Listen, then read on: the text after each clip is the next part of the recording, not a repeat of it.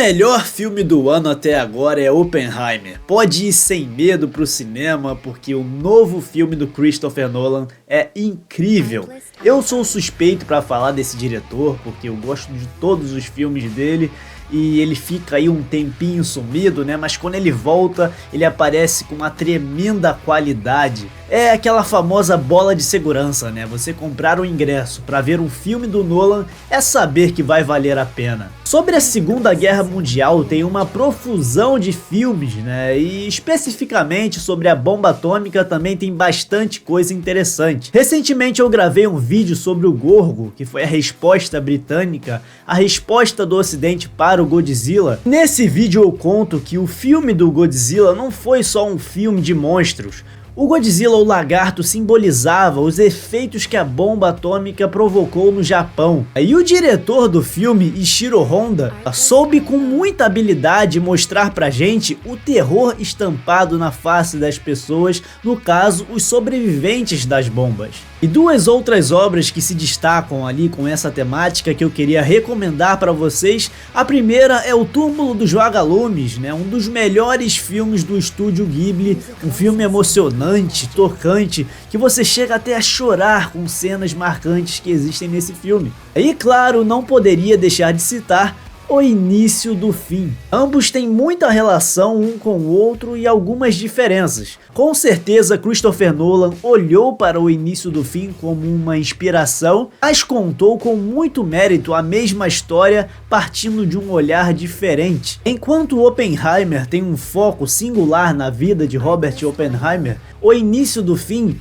tem uma mescla ali de protagonismo, em certos momentos maior para o Groove, interpretado por uma lenda do cinema que foi o Paul Newman, e para o próprio Robert Oppenheimer, interpretado brilhantemente por Dwight Schultz. E fazendo a comparação, pra mim é muito difícil, mas o Oppenheimer do Christopher Nolan é superior ao Início do Fim pelo desenvolvimento, né? Esse filme é uma aula de desenvolvimento, né? Ele tem 3 horas de duração.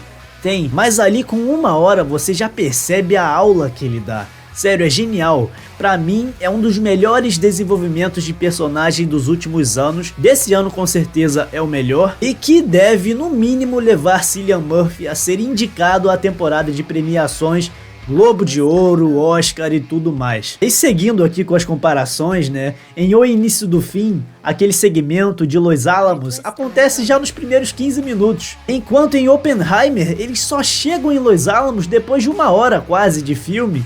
Então ele consegue esticar uma história de uma maneira impressionante. A figura do Oppenheimer em O Início do Fim é mais despojada, é mais expansiva. Enquanto em Oppenheimer do Christopher Nolan, o Robert Oppenheimer é irônico ainda, mas ele é mais contido, ele é mais low profile. Claro também, né, porque isso se deve ao recorte histórico do qual Christopher Nolan quis retratar, num momento de tensão da vida de Robert Oppenheimer. Cillian Murphy deu vida a um Oppenheimer mais contemplativo, sempre no mundo dele, deslocado, distante, sempre com a mente trabalhando, perturbado por visões, com um passado complicado da época que saiu dos Estados Unidos para estudar física quântica na Europa, um período que foi muito difícil para ele, inclusive sofrendo bullying, mas ele seguia porque queria aprender física quântica, porque segundo ele era uma forma de entender melhor a realidade. E essa saída dele dos Estados Unidos rumo à Europa foi muito difícil para ele,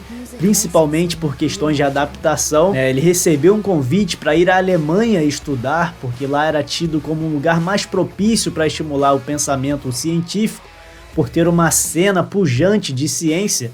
Então ele foi e acabou sofrendo por ficar isolado, por exemplo. E aí entra um grande acerto do Christopher Nolan, que é mostrar essa faceta mais intelectual do Robert Oppenheimer, esse lado mais teórico, de estudante mesmo, que queria explorar a física. Ele não tinha um prêmio Nobel, por exemplo, mas ele é uma pessoa que aprendeu a falar o holandês em 6 semanas. Esses elementos, por exemplo, fizeram muita falta se a gente continuar comparando com O Início do Fim. E Christopher Nolan soube enfatizar muito bem o monitoramento que era feito sobre Robert Oppenheimer em virtude das suas atividades próximas às esquerdas, a sua veia sindical, a sua proximidade com pessoas comunistas, amigos, irmão, esposa, algo que fez falta em O Início do Fim, por exemplo. Lá é mostrado, é citado, mas é bem apressado, aqui é muito mais desenvolvido. Em sua filosofia de vida, o Oppenheimer queria fazer aquilo que ele achava que fosse melhor para o mundo, sem ter que seguir dogmas ou decisões de qualquer partido. Mas mesmo assim, isso já bastava para ele ser monitorado de perto pelo governo norte-americano, que tinha um certo receio de criar uma relação com um comunista infiltrado. Mas ele era diferente, né? Ele não se filiou, ele era mais cauteloso, até um pouco conservador, digamos assim, né? Se comparado com o ímpeto daqueles esquerdistas que o cercavam, que queriam mudanças ali rápidas da noite pro dia, enquanto ele queria ser mais cauteloso e queria uma mudança mais lenta e gradual. E outro acerto do Christopher Nolan foi mostrar que ele era uma pessoa ausente em casa, mostrar esse segmento familiar com mais espaçamento, né? Mais desenvolvimento do seu lado pessoal, do seu lado romântico, com os casos em que se envolveu, o que fez falta em O Início do Fim. O Cillian Murphy ajudou bastante também, né? Tem diversas cenas em que o Oppenheimer está olhando pro nada, assim, só deixando a mente trabalhar, e sem nenhuma palavra ele te convence ali que ele está meio tenso e que ele está preocupado com alguma coisa. Desde a sua infância, Oppenheimer tinha um sonho, né, que era juntar a física e o Novo México, algo que ele conseguiria pro bem ou pro mal anos mais tarde. Aí é instigante isso, né, porque o Groove não queria errar, e ele era conhecido por isso, né, por ter o tino de selecionar boas pessoas, e ele não queria, né, de jeito nenhum, ter escolhido um comunista infiltrado para chefiar o projeto. E mesmo Oppenheimer cercado pelas esquerdas, ele bancou a presença do Oppenheimer no projeto. A esposa do Oppenheimer, inclusive, era afiliada ao Partido Comunista desde 1939. Simultaneamente, né, a esse desenvolvimento maravilhoso de personagem, repito, pra mim, o melhor desenvolvimento de personagem do ano até aqui, sem dúvidas, temos então a missão que o Oppenheimer recebe e aceita o que seria o ápice da física até então em 300 anos. E só para contextualizar, né, os nazistas tinham sido vitoriosos na Europa e tinham declarado guerra à América. E certa feita, Groove então tinha que selecionar, que recrutar um físico para construir um dispositivo que faria com que os americanos corressem na frente, né, saíssem na frente dessa corrida contra o tempo contra os alemães, que muitos já especulavam e alguns até confirmavam que os alemães estavam produzindo, sim, estavam fabricando armas nucleares. Então os Estados Unidos queriam agir rápido. Então Groove, que nesse filme é interpretado por Matt Damon, que vai muito bem também, não com o brilhantismo de Paul Newman em O Início do Fim, mas o Matt Damon é ótimo. Ele então escolhe Robert Oppenheimer ali em uma espécie de entrevista para ser o cabeça pensante do projeto Manhattan. Oppenheimer então é escolhido, mas ele faz uma exigência, né? E essa parte é muito interessante porque a gente vê alguém que está empolgado com o desafio, né? Ele queria explorar a física, ele queria desafiar a física. Ele tinha o que? 19 meses para fazer? 3 anos? A guerra estava em curso e ele tinha que fazer aquilo que ninguém nunca tinha conseguido fazer em pouco tempo. E aquilo poderia ditar o futuro da humanidade. E aí entra outro ponto interessantíssimo do filme, que é a ambientação, né? Os cenários ambiciosos que a gente já tinha visto na filmografia do Nolan em Interstellar, na trilogia do Batman, em A Origem, por exemplo, porque Oppenheimer decide então criar uma cidade longe de tudo, no meio do nada, uma espécie de concentração, sabe? Para fazer então o recrutamento de alguns físicos, de mentes brilhantes, e juntá-los ali em uma estrutura física sem distrações, catalisando os seus pensamentos e a sua energia somente para a fabricação desse dispositivo, que era a arma nuclear, a bomba atômica. E isso era uma questão de emergência nacional. Então eles criaram ali uma espécie de hot house, que é aquele lugar onde a atividade intelectual é estimulada. Nesse segmento, né, dessa cidade que é criada do zero ali em Los Alamos, eu senti falta de, por exemplo, algumas coisas que eu vi em O Início do Fim. Claro que não é um remake, mas é a mesma história contada pelos olhares de outro diretor, mas não tem como evitar a comparação, né? E com certeza O Início do Fim foi também uma inspiração para Christopher Nolan. E nesse filme, né, O Início do Fim, uma das coisas que eu gostei bastante é o excesso de laboratório, sabe, de alunos pensantes, de alunos ali rachando a cuca para encontrar as soluções, enquanto em Oppenheimer tem um pouco disso, né, de laboratório, mas o foco é muito maior no comando do que na execução, e foi algo que eu senti falta ali na hora. Todo esse segmento que se passa em Los Alamos, em O Início do Fim, é brilhante. Mostra eles tratando ali da situação da água, do esgoto, botando realmente uma cidade de pé. Detalhes que eu senti falta em Oppenheimer. Inclusive tem cenas parecidíssimas em Oppenheimer do Nolan. A cena da chuva, por exemplo. Detalhes também, né? Porque de resto foi ótimo. Aliás, nem preciso falar de efeitos especiais, né? Porque o Nolan sequer usou efeitos especiais. É tudo efeito prático. E isso é maravilhoso, porque, por exemplo, os elementos da natureza, o fogo, a água, eles não envelhecem por ser efeitos práticos. Agora, se você faz um fogo ou a água em efeitos especiais, eles ficam datados, né? Porque a tecnologia avança. Então daqui a 5 anos lançam um novo filme e o seu efeito já está ultrapassado. Ainda mais se você não tiver tanto investimento, como foi o caso do Nolan. E esse fato de não ter usado efeitos especiais é um ponto altíssimo do filme. E o mais surreal, galera, é pensar que eles recriaram o teste Trinity, que foi a primeira detonação de uma arma nuclear. Só isso já merece muitos méritos. E tem também os Nolanzismos, né, que a galera brinca pra dizer que o Nolan deixa sempre tudo muito explicadinho.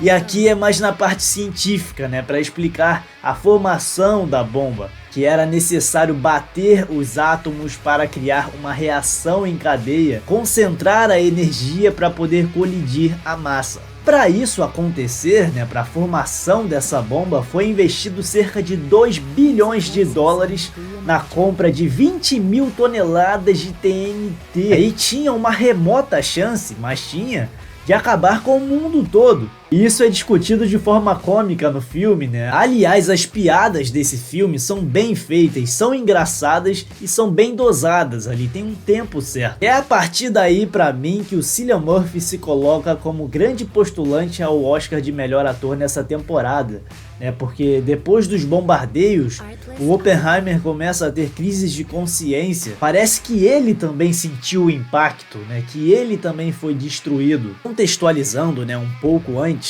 se a Alemanha não conseguisse criar um dispositivo, essa arma nuclear, essa bomba atômica, ela poderia partir para uma outra possibilidade de, por exemplo, pulverizar a Inglaterra com radiação. Mas de fato ela estava quase acabada para a guerra, né? Era só uma questão de tempo. Mas o Japão resistia. Era isso que encabulava Oppenheimer, porque ele sentia que não era razoável usar uma arma dessa potência, dessa magnitude, em um país que, apesar da sua bravura, não tinha um potencial bélico para enfrentá-los. E isso poderia acarretar, ele sabia disso, em milhares e milhares de mortes. Então Oppenheimer nota, né, e percebe que a quantidade enorme de urânio vai chegando ali em Los Alamos e entende que a decisão de fato já tinha sido tomada. Eles iam bombardear o Japão. E ele começa a ficar cada vez mais tenso, porque ele se dizia responsável pelo dispositivo, pela criação do dispositivo, mas não pelo uso de uma arma letal. Ele queria ser visto sempre como um cientista e não como um funcionário. E ao mesmo tempo foi se criando uma discussão, né, sobre o que deveria ter sido de fato feito no Japão. Algumas vozes políticas dizem que era melhor, que era mais razoável aplicar um bloqueio para massacrar o Japão, ao invés de um bombardeio, né, que colocaria em risco a vida de muitas pessoas. Mas o presidente Truman de fato queria transformar Los Alamos em uma expansão daquilo que estava acontecendo para a fabricação de bombas, fabricação de armas nucleares, não só para aquele confronto, mas para possíveis confrontos seguintes, para possíveis guerras seguintes. E tudo isso atormentava Oppenheimer cada vez mais, né? Essa discussão de tomada de poder e de controle. E eis que então chega o fatídico 6 de agosto de 1945, onde a primeira bomba chamada Little Boy foi jogada sobre Nagasaki e 3 dias depois a bomba chamada Fat Man foi jogada sobre Hiroshima, onde ali no mínimo 200 mil pessoas morreram com as explosões e radiação, dessa forma forçando o Japão a se render no mês seguinte, em setembro. E é nesse momento que Oppenheimer entra em parafuso mesmo, né? E o Cillian Murphy vai arrebentando na atuação. Oppenheimer se torna ali a voz científica do momento, o homem do momento, né? O homem mais famoso do mundo, o pai da bomba atômica. Ficou por um bom tempo sendo considerado um herói nacional, até chegar em 1949 e ver tudo mudar. Com as notícias dos possíveis testes atômicos soviéticos e que os soviéticos tinham bomba e estavam preparando armas nucleares e que eram muito perigosos, tudo isso coincidiu com o ápice ali das crises morais e crises de consciência de Oppenheimer. E é aí que ele passa a ser mais questionado, né? Como é que em 1945 ele não tinha crises morais e agora em 49 ele tinha? Será que é porque o confronto era com os comunistas? Seria ele então de fato um infiltrado comunista? Mas o fato é que ele sentia que tinha sangue nas mãos e ele não queria ver aqueles recursos usados para a criação de outras bombas, de outras armas. O foco dele era a exploração da física e não produção de armas. E ele era uma pessoa de opinião forte, de opiniões sinceras, e dizia isso até nos discursos. Até ele ser levado, né, a um conselho ali sem o ônus da prova, que decidiria então pela renovação ou pela revogação do certificado de segurança dele. Mas como isso é no fim do filme ali, né, na parte derradeira do filme, eu vou deixar para que vocês assistam e descubram o que de fato aconteceu. Falando um pouco sobre a temporada de premiações, eu acredito sim que Oppenheimer deva ser indicado ao Oscar de melhor filme nessa temporada. E a disputa vai ser grande, né, porque tem Killers of the Flower Moon do Scorsese, mas como o Oscar indica 10 filmes no mínimo, é impossível Oppenheimer não estar na lista, né. Sobre os Oscars de atuação, eu acredito que Cillian Murphy deva ser indicado como melhor ator e Robert Downey Jr. como melhor ator coadjuvante. Que atuação também dele aqui como Strauss, né? Aí o mais curioso é Gary Oldman, cara. Que ator, né? Infelizmente saíram algumas notícias recentes dizendo que ele já pensa em aposentadoria, né? Mas o Gary Oldman é fantástico. E a participação dele aqui bem breve como Truman é perfeita, ele é incrível, né? O Nolan também deve ser indicado como melhor diretor, né? Mas vamos esperar porque esse ano tem Scorsese, né? A disputa vai ser grande. E o filme também usou de forma muito inteligente e criativa os flashbacks, todos muito desenvolvidos e bem construídos, e o som desse filme também é muito interessante. E com certeza é mais um aditivo para te levar ao cinema, principalmente na hora da detonação das bombas. O som é muito bem feito. E para finalizar, eu gostei também da metáfora feita com Prometeu, que Oppenheimer teria sido o homem que deu à América o poder de se destruir. Bom galera, muito obrigado por ter assistido até o final. Eu quero saber de você, e aí, você gostou de assistir Oppenheimer? O que você achou desse filme do Nolan? Antes de sair, não esqueça de deixar o seu like, que é muito importante para mim, se inscrever no canal e até o próximo vídeo. Artlist.io